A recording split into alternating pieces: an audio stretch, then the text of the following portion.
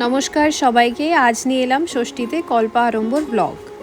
আজ মায়ের পুজোর কল্প আরম্ভ হবে।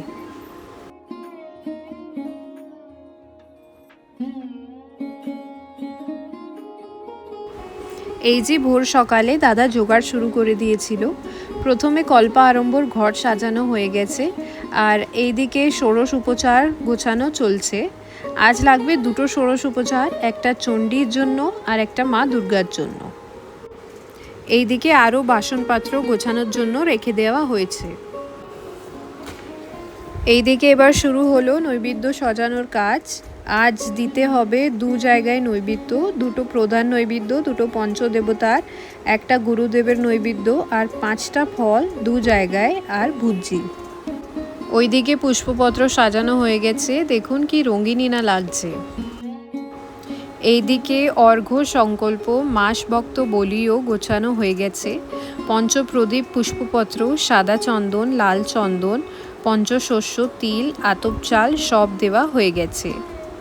এইদিকে ষোড়শ উপচারও কমপ্লিট হয়ে গেছে। আর ওইদিকে ওপরে নৈবেদ্যগুলো আচ্ছাদিত করে রেখে দেওয়া হয়েছে।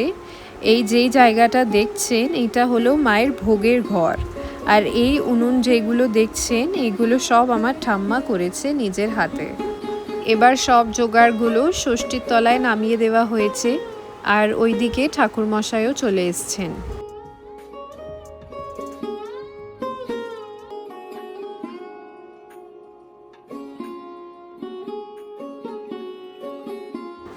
এবার শুরু হলো মায়ের পুজো। কল্প আরম্ভর ঘট বসানোর ক্লিপটা করা হয়নি, তাই জন্যে ক্ষমা প্রার্থী। এই যে সব নৈবেদ্য থেকে কাপড় সব খুলে দেওয়া হয়েছে, সবাই দর্শন করুন।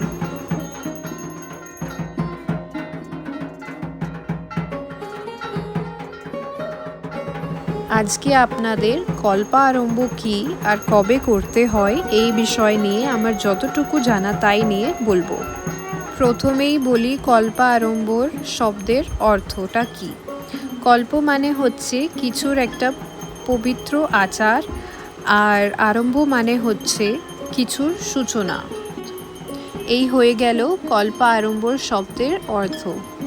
এবার আসি কল্প আরম্ভ কি ষষ্ঠীর দিনই করা হয় না অন্য দিনেও করা হয়। শাস্ত্র বলছে দুর্গাপুজোর 7 কল্পে করা যায়। প্রথম কল্প হলো কৃষ্ণ নবমী আদি কল্প আরম্ভ, যেই পরে পিতৃপক্ষের সময় মহালয়ার আগে। দ্বিতীয় হলো প্রতিপদাদি কল্প আরম্ভ, যেটা কিনা মহালয়ার পরের দিন প্রথমার দিন অনুষ্ঠিত হয়ে থাকে। তৃতীয় হলো ষষ্ঠী আদি কল্প আরম্ভ, যেটা ষষ্ঠী তিথির দিন শুরু হয়ে থাকে, যেটা আমাদের বাড়িতে হয়। চতুর্থ কল্প আরম্ভ হলো সপ্তমী আদি কল্প আরম্ভ, যেটা সপ্তমীর দিন হয়ে থাকে। পঞ্চম হলো অষ্টমী আদি কল্প আরম্ভ, যেটা অষ্টমীর দিন হয়ে অষ্টমীতেই শেষ হয়। ষষ্ঠম হলো অষ্টমী, নবমী আর দশমী আদি কল্প আরম্ভ, যেটা অষ্টমীতে শুরু হয় আর দশমীতে শেষ হয়। সপ্তম হলো নবমী আদি কল্প আরম্ভ, যেটা নবমীর দিন শুরু হয় আর দশমীর দিন শেষ হয়। এই হলো 7টা কল্পের দুর্গাপুজোর কল্প আরম্ভ। এর মধ্যে থেকে যে কোনো এক কল্পে মায়ের পুজো করা যেতে পারে।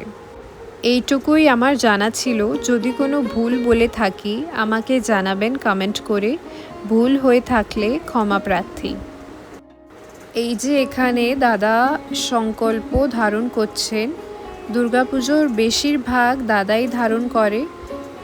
এই বিষয় নিয়ে একদিন আপনাকে জানাবো আমাদের পুজো কেন শুরু হয়েছিল আর কেন দাদার নামেই সংকল্প হয়ে থাকে।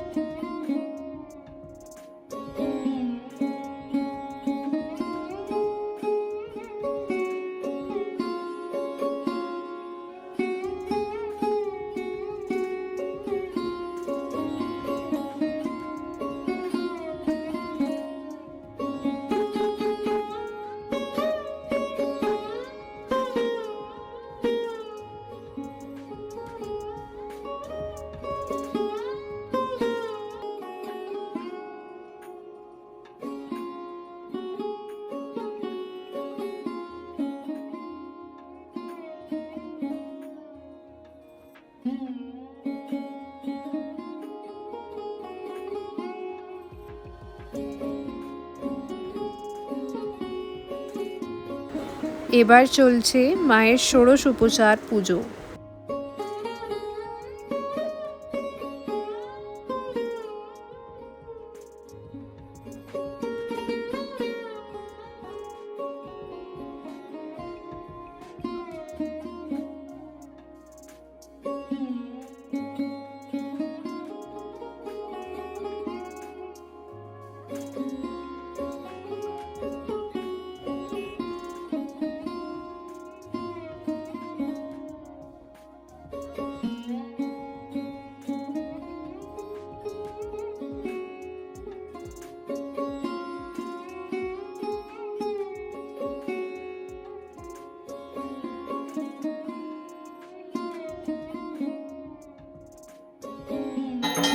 এই যে শুরু হলো মায়ের আরতি, আপনারা সবাই দেখুন।